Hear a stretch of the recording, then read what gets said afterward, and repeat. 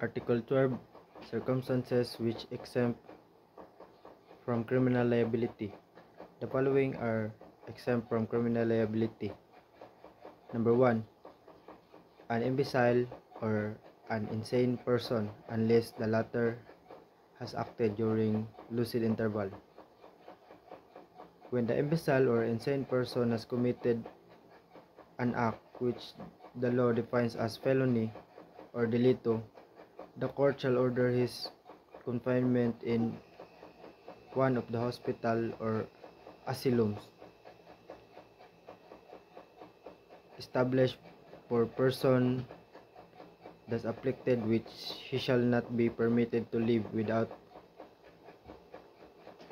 first obtaining the permission of the same court. Number 2.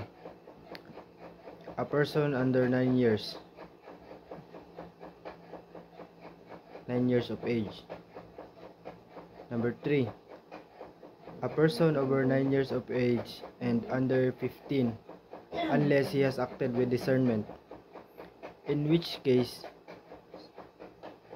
minor shall be proceeded in accordance with the provision of Article 80 of this code. When such minor adjudged to be criminally irresponsible, the court, in conformity with the provision of this and preceding paragraph,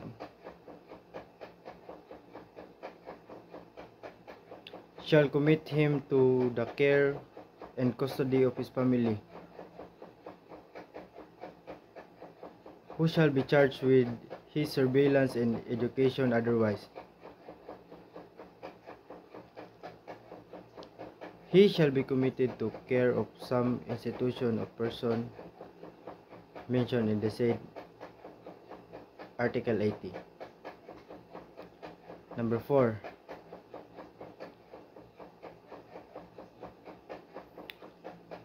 Any person who, while performing a lawful act with due care, causes an injury by mere accident without fault or intention of causing it. Number 5.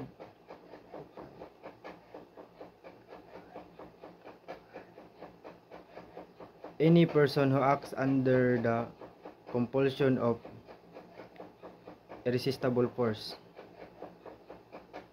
Number 6. Any person who acts under impulse or uncontrollable fear of an equal or greater